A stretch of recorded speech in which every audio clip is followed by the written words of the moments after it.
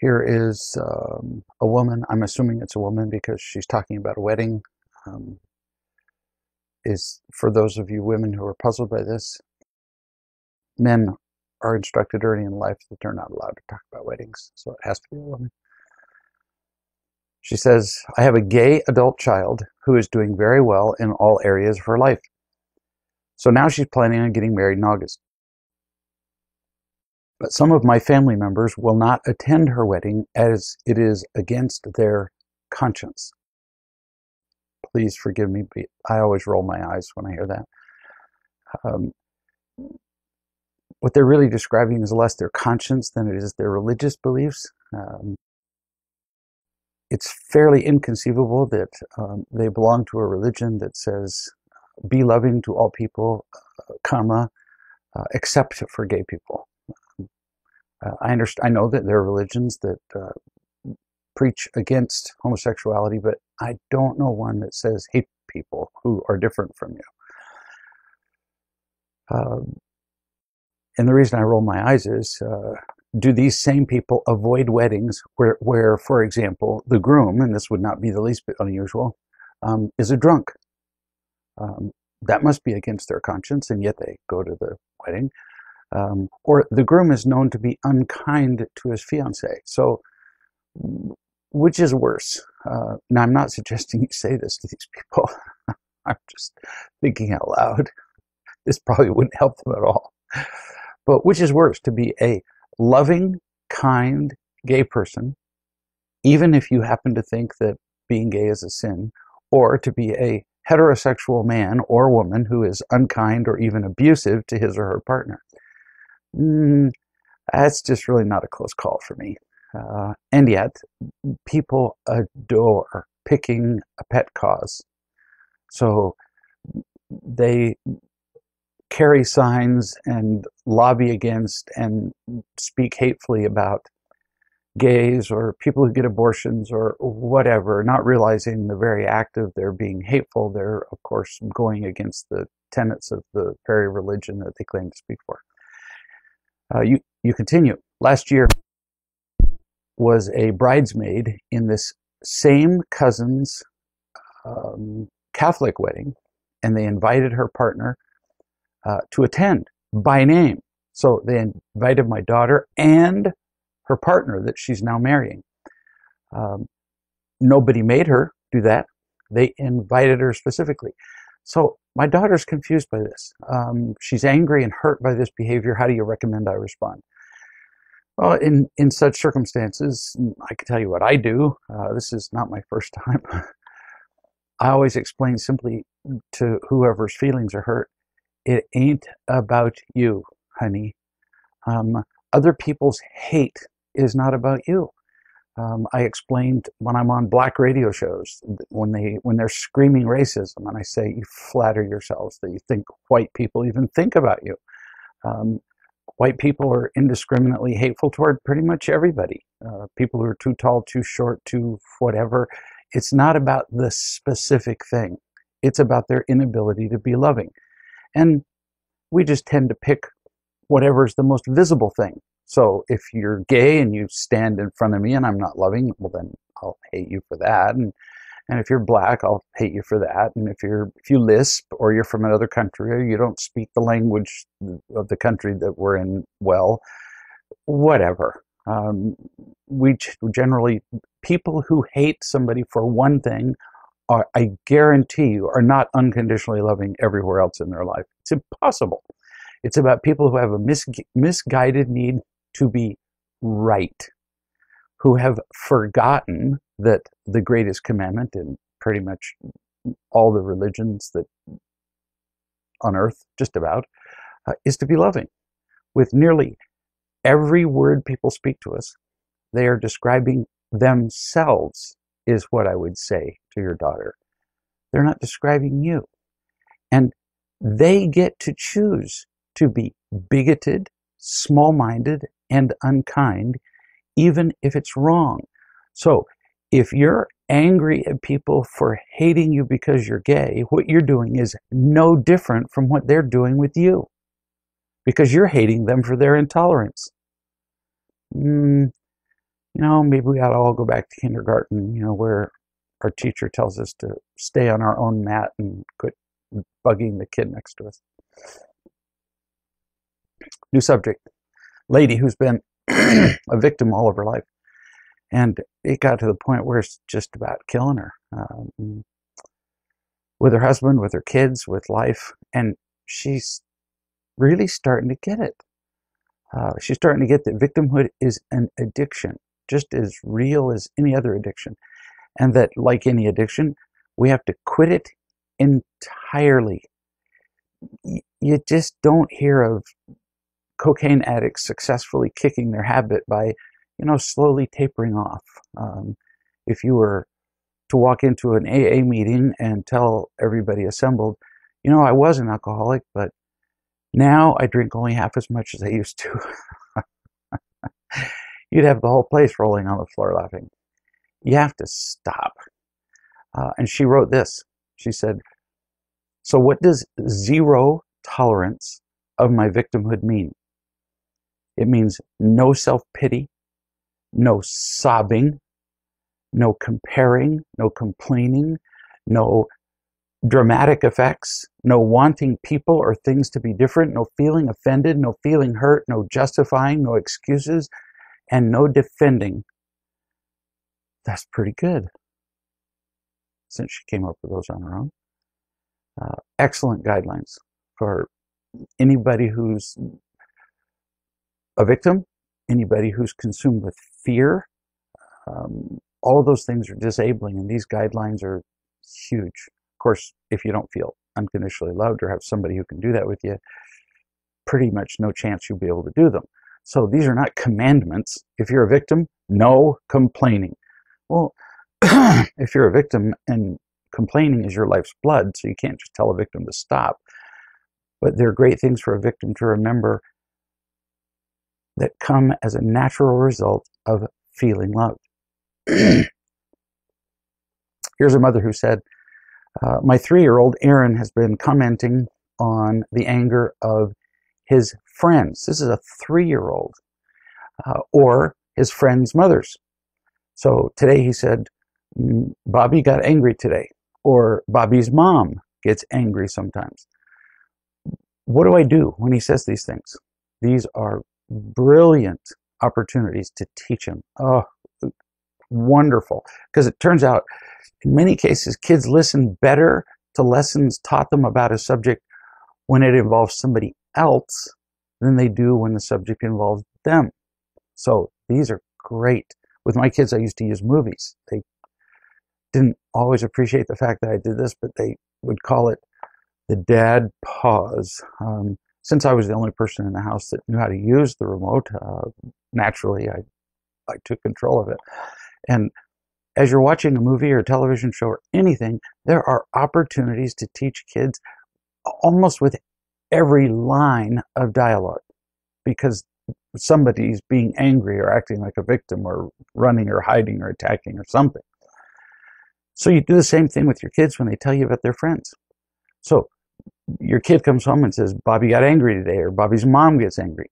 So you say something like, I'm not prescribing the specific words, which really don't matter. So when they were angry, did they look happy? See, this is dialogue suited for a 3-year-old. He's noticed what angry is, so he also knows what happy is. He'll know the answer. No, they didn't. So then you say, so when people are angry, they're never happy. And that's just no fun. Kids understand no fun, whereas that's morally questionable. That doesn't ring any bells for a 3-year-old. When people are angry, they don't feel loved enough, or they'd be happy. That's all you say. Notice, no lecture about him and his anger. Don't tie it into his life. Don't ruin this with an object lesson. Just teach him why people get angry, and he's really going to get the message. You continue. Anyway, what I've been saying to him is that we all feel anger from time to time, and that our family is choosing to learn not to act on the anger. Other people will get angry, but that doesn't mean that he has to get angry, and it also doesn't mean that they're bad people. Would you add or alter anything that I'm saying? I probably start off with what I said, and then you might go into that doesn't make people bad. You might say that, but you know, 3-year-olds don't tend to make the other people are bad assumption like adults do. So it might be grinding the lesson in too much, but you'll figure that out as you go. Also, you continue, when it was bedtime, Aaron said, "Mom, I think you need to go back to Georgia." I love 3-year-olds. "You weren't fun today." You said no a lot. I was kind of taken aback, but when I reflected on the day, yeah, I had definitely been less fun today. Well, bless you. I mean, kisses on your nose. You didn't defend yourself. Hooray. You continue. I realize that amidst other things that I'm learning, I'm also learning to have more fun. Me, I'm learning to be fun. Yes, obviously I want my kids to have lots of fun, but you know, I want to have fun too. I didn't as a kid, so I'm going to learn it now. I'm guessing that as I have more fun, the kids will naturally have more fun. That would be a huge duh. When the parents are happy, so are the kids. You can bet on that. There's no greater gift that you could give your children than your joy. No kidding. You conclude. Anyway, I responded to Aaron admitting, yeah, you're right. Mommy was not as fun today. I'm learning how to say yes more and how to have more fun. So I will tell Grandpa Greg that you said this and ask him what he thinks about it. Is this great? Occasionally, I get emails from 3-year-olds who don't know how to type, but say to their mothers, I want you to write a letter to Grandpa Greg. So the 3-year-old tells me how the parent's doing. It's pretty hysterical. Brilliant response on your part. You're really learning this very well. Just keep learning. Keep applying. It's the only way to go. It's the only way to be with your kids. Loving. If you make a mistake, whatever. Just acknowledge it, learn from it, and move on. So you weren't as fun today. You can learn to be more fun tomorrow. New subject. My brother phoned me yesterday, this person says, to vent about the pressure that he feels under to keep my mother happy. He said he feels so much pressure that he screams inside whenever he's with her, and he finds himself taking it out on his 2 young kids later by being snappy with them. Well, you would understand that pretty well, wouldn't you? Now, I know this person, so I have information that you don't have as I'm answering this, because that was your job for a long time, to be the one that she turned to make her happy. And you willingly took the job on you, and you thought you were being the good girl in the family until it got you to the snapping point. And now that you're not doing it all the time, now he's doing it. You continue. I told him about Mom making her own choices to stay isolated and demanding, and that it does not obligate him in any way. I also mentioned about only giving what you're willing to give and nothing more. Even though he heard what I said, I know he feels utterly trapped by her needs and duty-bound by his guilt and her manipulation to give her everything she wants. He simply can't deal with the feelings that arise when he doesn't comply. It's insane making to watch people do this. He knows he can't handle it. He knows he's taking it out on his kids, but he was trained to comply. He was trained, you honor your mother by doing whatever she says, just like you were.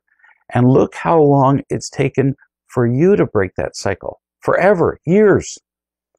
Our earliest training is like chains that bind us.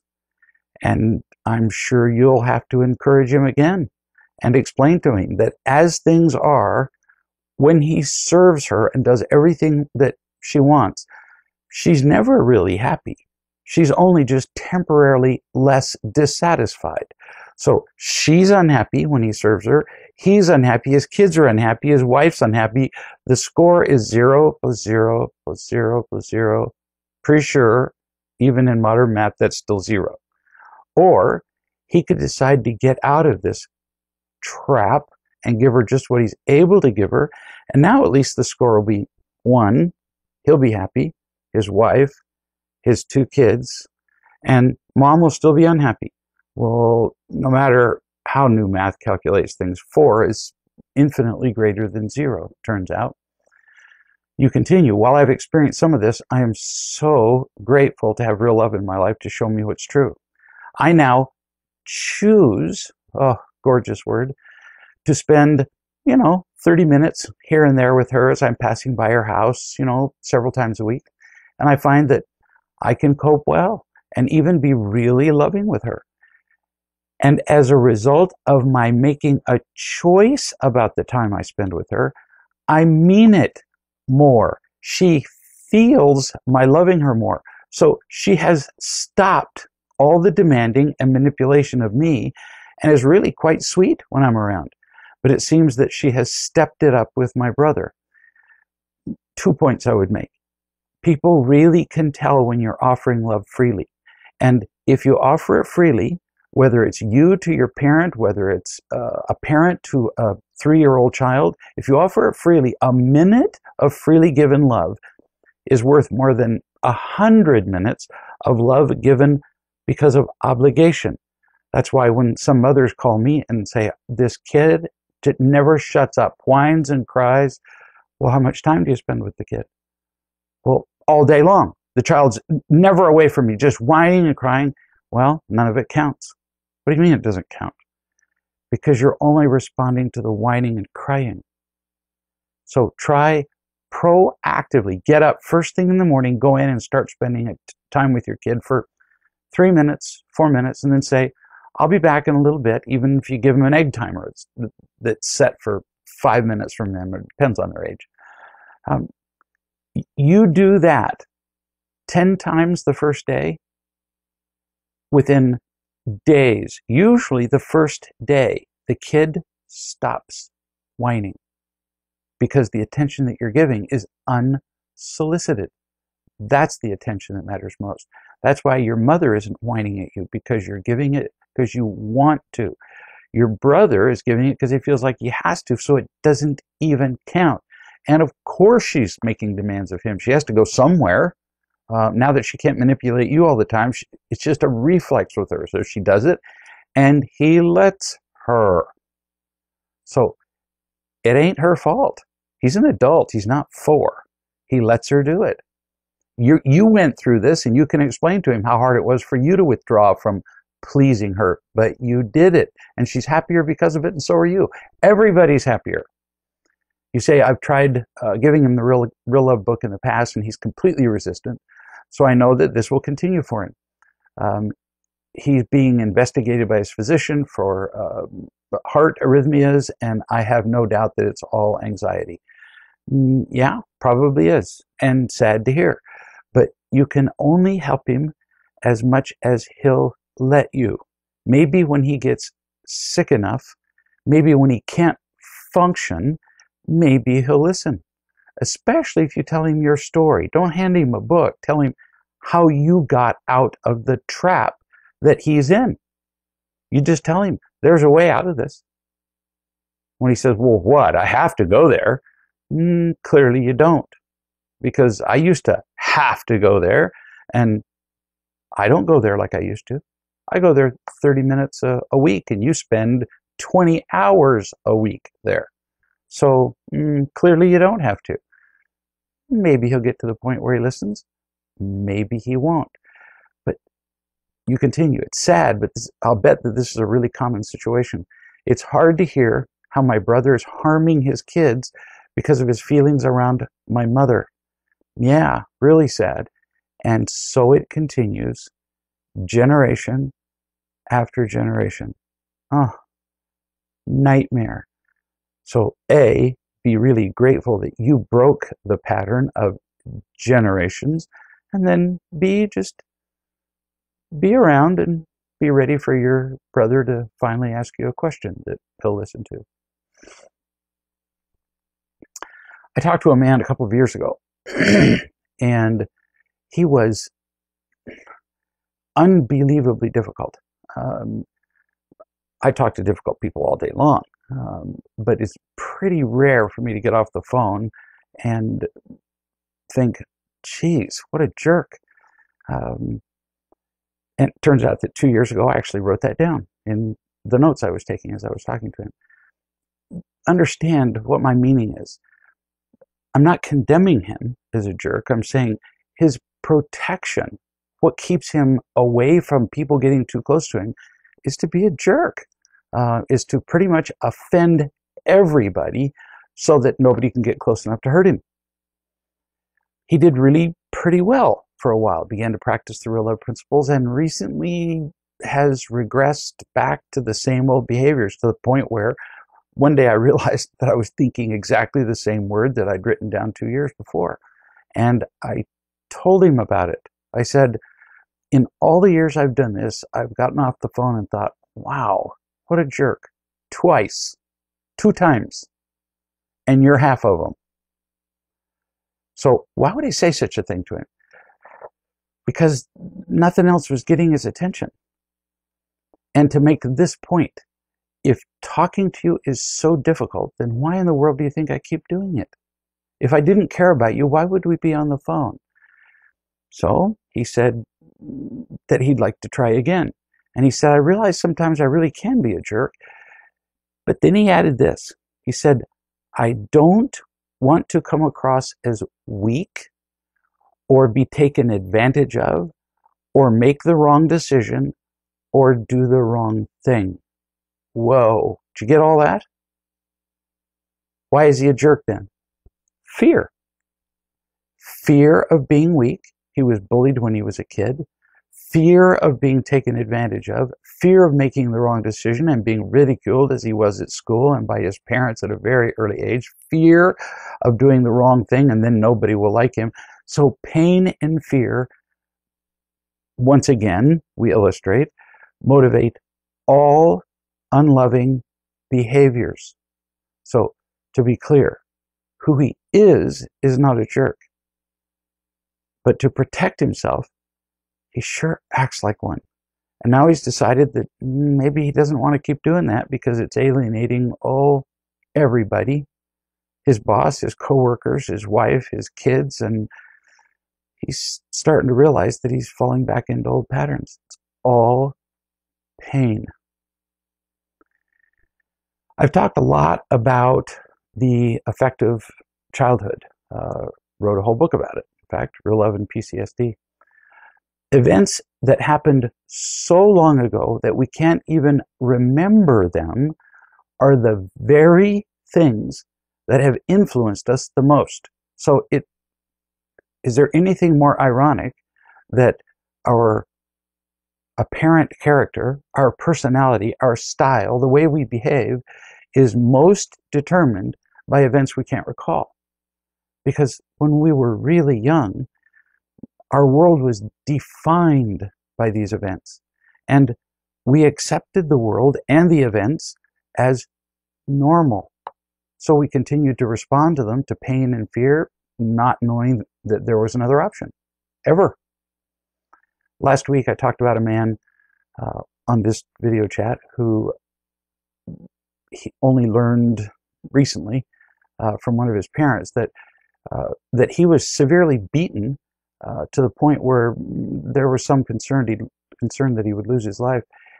Beaten at age 6 months and lived in fear because the world was a terrifying, horrifying, painful place for the next 50 plus years.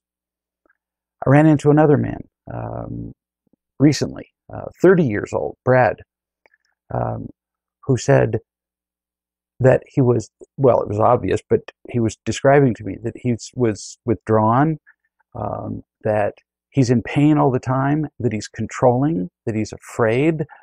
It's impaired his relationships with his family. It's made relationship with an exclusive partner impossible. He was never beaten like the other man I was talking about. He was never yelled at. But his brother, who was several years older, don't remember how many, was quite a problem.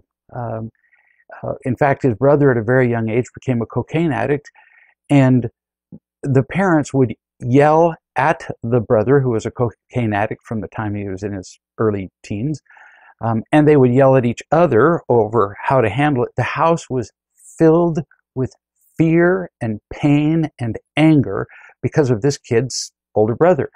And he learned, Brad did, at age 30, to just stay out of the conflict in the house, or at least he thought he was staying out of it.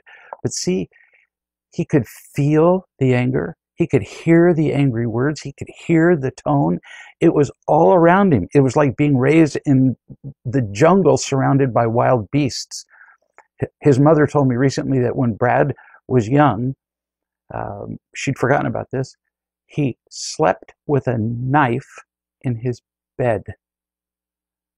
That might just seem impossibly psychologically complex. It's not. He was never threatened personally, so the knife doesn't make sense as far as defending himself. But every time he heard his parents arguing about his brother or arguing with each other about whatever, because the house was in a constant state of hypervigilance, all the love in the house was gone.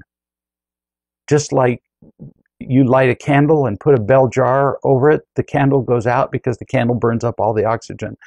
All the love in the house was burned up, and he was left in a love vacuum, and he became frightened. And he brought a knife to bed. Why? It gave him a brief illusion of power, of control, of an ability to protect himself. Obviously, it didn't work.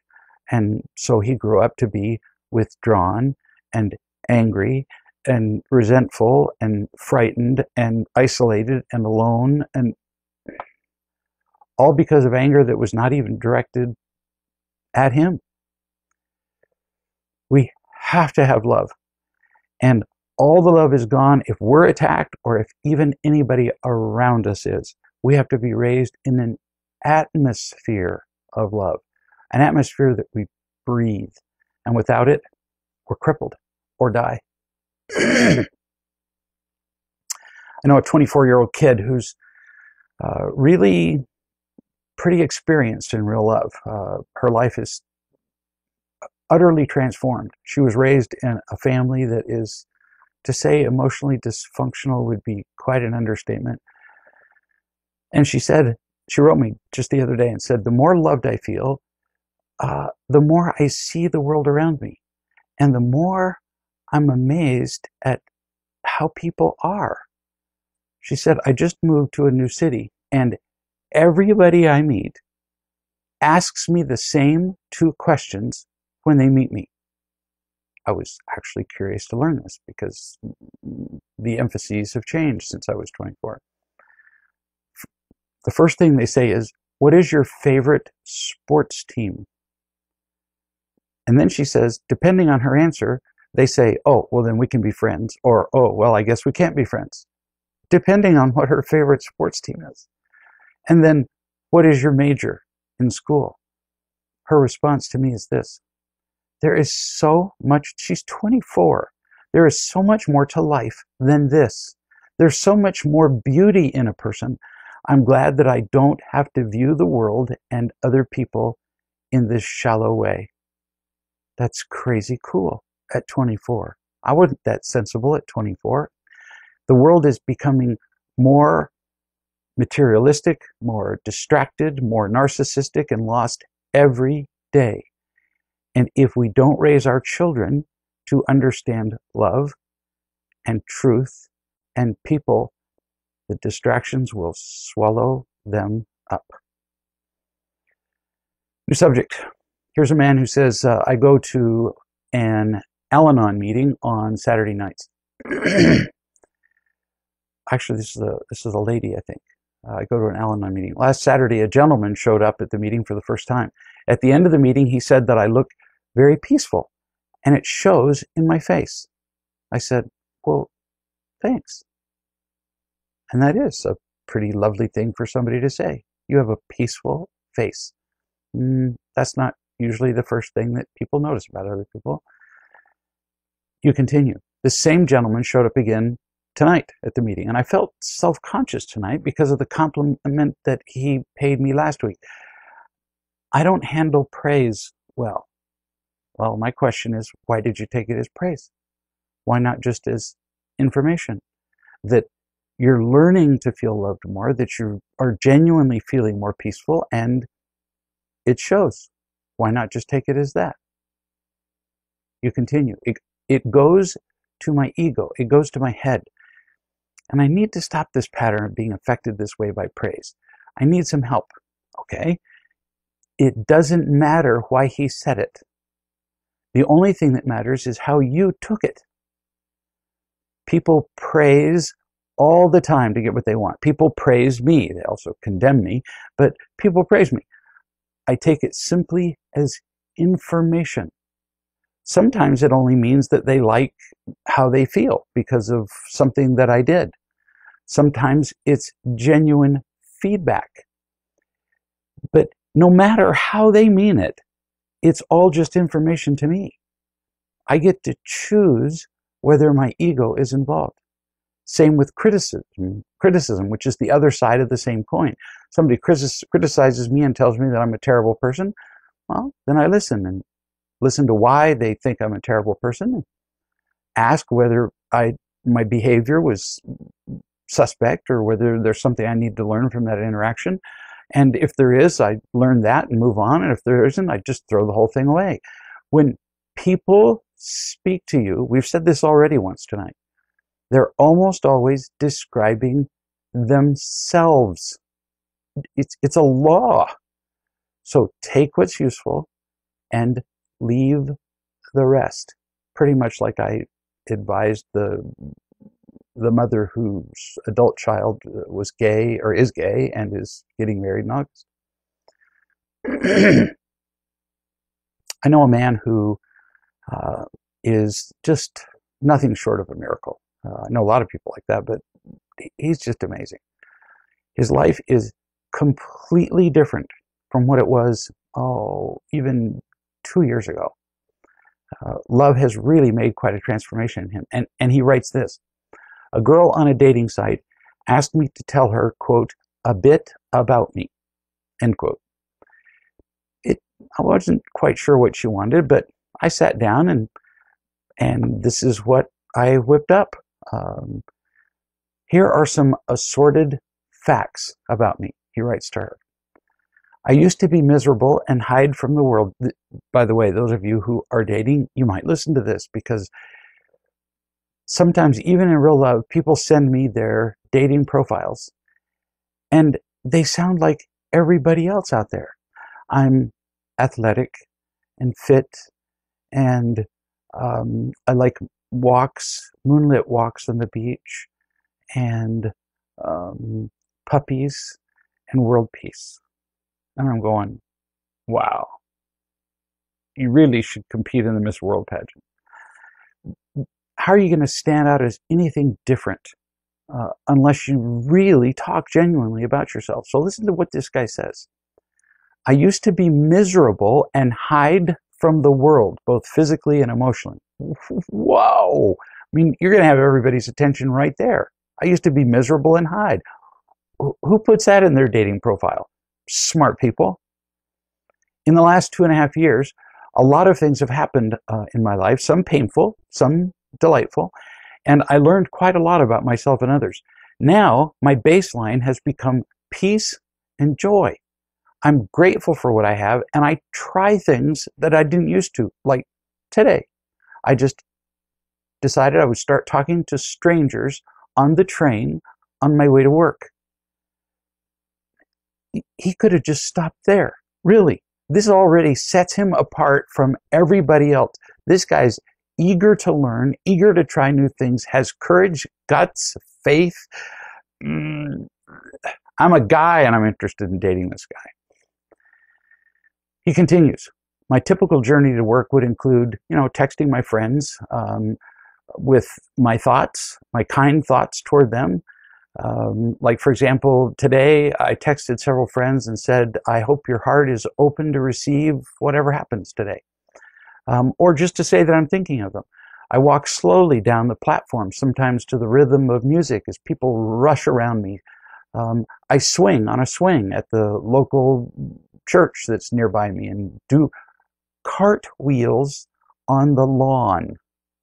This guy's early 30s, I think, and he's just learning how to do cartwheels. Like I said, I'd date this guy. I take time to marvel at the beauty of the world. I marvel at the beauty of the world. Lots of profiles have that. But this next thing, I still don't like people to see me when I feel miserable, even though it's when I need them the most. Ooh, I mean, that's just touching. It's vulnerable. He says, I love being listened to. I love sharing little things that happen to me. That might include a photo of nature that took my breath away, a story of how I met a lady picking firewood in the forest and had a chat with her, how I sat on a tree, how we sang American Pie in the car on the way home from church. All that happened just yesterday, actually. His next item is, my marriage ended because I was too afraid of my wife's disapproval to be emotionally available. So I couldn't love her the way she needed to be loved. For you women who are interested in somebody to date in their early 30s, send me your email address. And if you send me a really good profile, I'll link you up with this guy. This is a perfect profile. He says, my life is blessed and enriched, even to many people. Even though it might sound to many people to be boring, I don't go to parties or pubs or clubs or drink at all, for that matter. But I love life. Right now I'm a computer programmer, but it's been less fun since my spiritual journey started, and I prefer being with people and helping them directly. I do it by listening. Listening. He's describing helping people, and he says listening. This is very good. Giving them space, caring about them, sometimes pointing out things they don't see. I have calls with people from Real Love Community. I run a weekly group where people practice talking about their joys and mistakes, being vulnerable with others and feeling loved. Being with me may be hard. Now, who says this in a dating profile? Because I tend to interpret information and feedback sometimes as criticism, especially when it comes from women.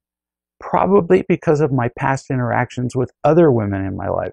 My first wife, my mother, my grandmother, notice, he isn't doing blaming of his first wife. This is beautiful. He says, I'm learning how to ask for what I want instead of manipulating people for it. It's pretty new to me. For example, the other day I asked to stay over at a friend's place to stay overnight. I asked somebody close to me as they were sitting next to me to just run their fingers through my hair because I like the feeling. Or I just asked people to spend time with me. As I wrote this, it helped me to remember how blessed my life is. Maybe I should do it more often. I'm grateful. And I've really enjoyed sharing this, he says. This is like crazy amazing, crazy cool. You want to attract loving people into your life, write a profile like that. It will instantly weed out the people who would not appreciate you. Beautiful thing to read, just beautiful. This is from a woman who has been involved with Real Love for a number of years. She said, my husband has rarely asked me about anything of my experiences in Real Love, even after my intervention. I just have gotten used to it. Yesterday, however, he asked me how group was, and I told him about how we are able to tell the truth more. I made a request of another group member and learning how to do that without attacking and feeling more relaxed with each other. I told him how I can look at photos of myself in the past and it looks like I'm happy, but this is really a very different feeling from that plastered on face in the photos. And then I said, it's like when we are lying in bed and I just hold him. I hope that he feels relaxed and safe. I'm not sure that he does, but that's my intent, just to be. Today we arrived early at an appointment, so he asked what I wanted to do while I was waiting, and I said, why don't we go walk in a park? He didn't want to do that, and I remembered that there's a tulip festival now, and we were pretty close to it. So we drove there and the sun was shining and we could walk around and enjoy the beauty. And I was surprised that he even took photos of the flowers, since he doesn't take pictures. It was nice to see him enjoy that. Nice that a lady offered to take our photo. Fun to take some photos for her. One little girl's head was barely above the height of the tulips, and it was just cute to watch her. And all in all, it was a really great way to spend 30 minutes with my husband. It feels good to take opportunities like that. And now it's become a lovely memory. Sometimes success stories aren't dramatic or fast. One little step at a time. Be grateful, like this woman has been, instead of what most people do, which is to whine about what they don't get. Notice how she talked about her gratitude, didn't emphasize the fact that he still doesn't want anything to do with her love. Who cares? If she can love him and they can be happy together, they both win. I was talking to a woman on the phone who has always had to be tough, talkative, controlling. She learned to do this to protect herself from her very angry and critical mother, and then to do the same with everybody else. So I told her one day that she was actually quite tender, not tough. That it's a gift, that it's part of who she really is. She cried, and she said, "How do you know that?" Because apparently nobody's ever told her she was tender. She doesn't come across that, or didn't used to come across that way. I said, well, mostly I can just feel it. But if you want evidence, a non-tender person would not have been so wounded by your mother. A non-tender person wouldn't be in as much pain as you've been all of your life. More tears. She said, I don't know what to do with this. You don't have to do anything. You just learned a characteristic about yourself that you didn't know you had. You're just learning who you are, like figuring out the picture on a puzzle by putting the pieces together one by one. Your tenderness isn't just one piece. It's all over the puzzle, influencing all the other pieces. And as you fit together the whole thing over a lifetime, you'll figure out how it all fits and what to do with it. We all have traits that we don't know about. They define who we are. But usually they're hidden by our responses to fear, or hidden by the fear itself. Wise people will help us identify those true qualities. That's a beautiful experience to have somebody identify a true quality in you for the first time. And you'll recognize the truth of it when you hear it. And then on our own, we'll find some more. But only as we feel loved. If we don't feel loved, all we know is fear and all the behaviors and feelings that flow from the fear to protect ourselves. Hence the indescribable importance of feeling loved and safe. So we can gradually figure out who we really are. Jack is 17, and his parents came here for an intervention, and Jack argues with his father, endlessly. And while they were here, the parents, the father, to everybody's surprise, kind of a miracle, actually, the father learned to listen. As far as anybody could remember in all of the history of his life, he had never listened to anybody. He was way too busy being right. But when the father returned home, listening and being more loving, Jack didn't believe him, and he wasn't ready to forgive him. So he beat on him at every opportunity. So here's the dad just learning to listen and be vulnerable and soft. And here's his son picking up a hammer and hitting him in the head every chance he gets. Makes it harder for the dad to learn to be loving and to listen. A lot harder. So the son doubted and argued and said unkind things. I finally suggested that he give his father a chance. Geez, kid, your father's finally learning what you've been screaming that he learned all of your life. And he's learning it. and you're still hitting him in the head. You might try, just as an experiment, stop it. Stop fighting and see what happens. So he listened, at least for a day or two, the 17-year-old Jack. His father started to lecture just the other day. He has a tendency to do that, admittedly. And Jack was going to cut him off, in fact, cut his head off. And instead, he remembered the promise he'd made to me, that he would just try it. He would try listening to his dad and see if he could see any difference. And he wrote to me, the 17-year-old. He said, you know, I listened instead of arguing with him. And the lecture, he did lecture me, but it went on for only 2 minutes. He said, if I had interrupted and argued with him, I would have made the conversation go on for 30 minutes. It's just possible that some of our arguments might have in part been my fault. No kidding. And Jack said, and I learned something that I didn't know as a result of his lecture, something that I needed to know. And I didn't feel all angry for the rest of the day.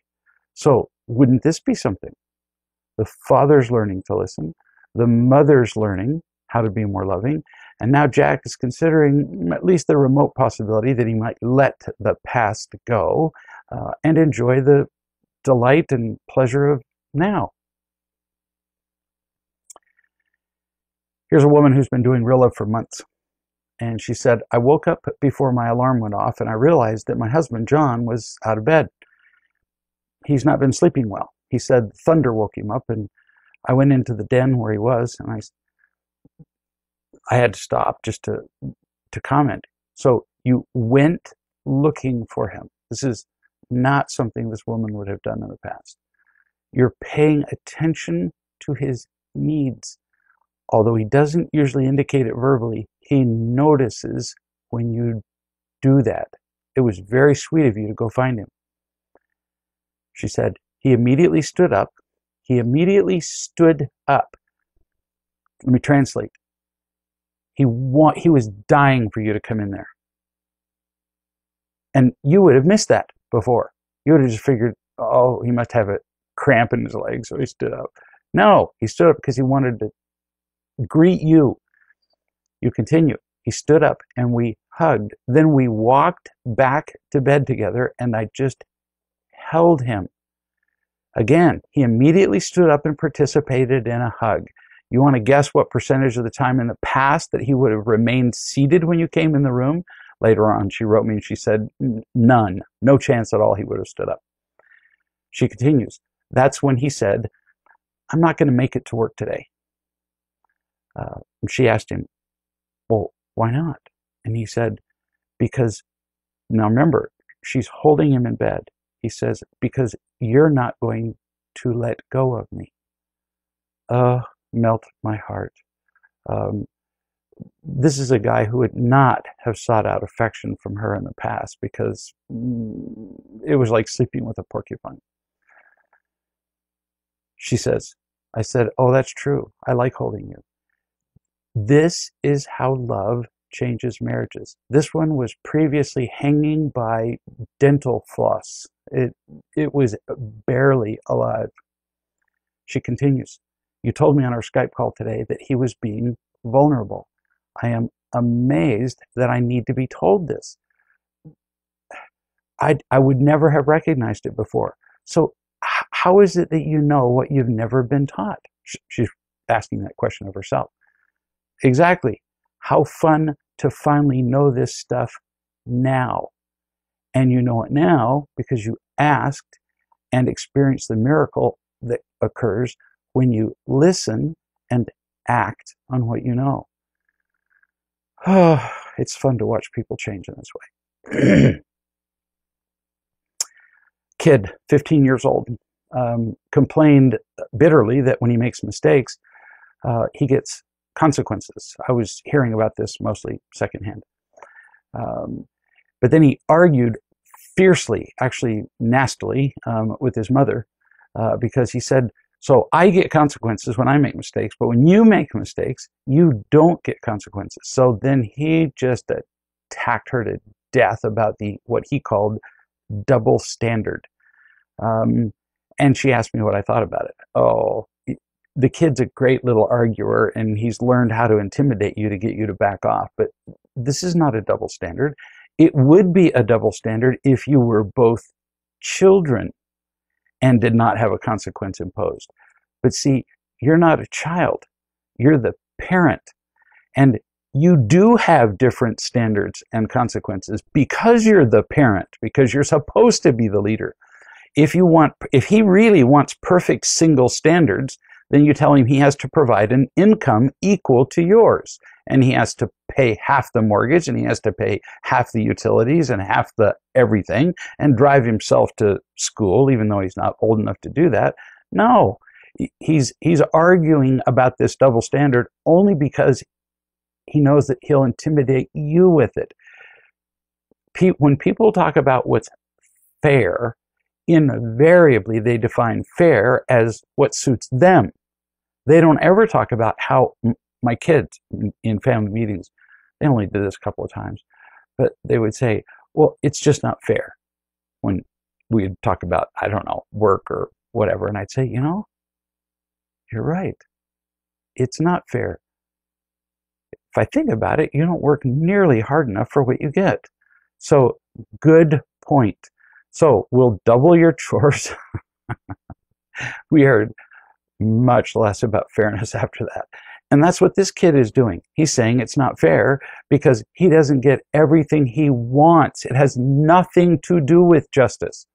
Let's see how long he argues in favor of one standard when he has to pay half the bills.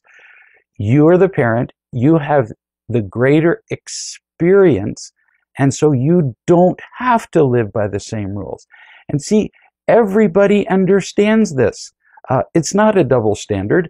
I don't get on an airplane when I fly places and complain that there's a double standard, that I have to sit back, you know, in the plane, and the pilot gets to sit up front in his very own seat and control which way the airplane goes. No, that's not a double standard. He has a different standard because he knows what he's doing. He knows how to fly the plane. I don't want there to be one standard. I want him to have one and me to have another one where I just sit there and drink Diet Coke. Everybody understands this. There's not a double standard regarding the licensure of automobile drivers, for example. Your son will understand this. Until you're 16, you simply cannot drive. It's the law. That's one standard. It's not a double standard. And you take him everywhere he wants to go. He doesn't complain about that double standard. He doesn't ever drive you anywhere while you sit in the back and complain and eat potato chips. The same applies to parenthood. It's a different standard because you have the experience and you assumed the responsibility of being the parent and being the teacher and the one who loves the most. You have by far the harder job. So don't you back down when he does that double standard thing on you. He just does it to get you to back off so he can get away with stuff. A lot of really cool answers to some really cool questions, but it's just not complicated. We find all the love that we can. We trust it. We remember it so that it can take us through the day. And then we practice, as you've heard a number of people in tonight's video chat do, we practice sharing that love with the people around us. And that is where the real gold in life is. That's where the greatest source of happiness is loving other people, which we can't do until we have found, trusted, and remembered love ourselves. We'll see you in a week.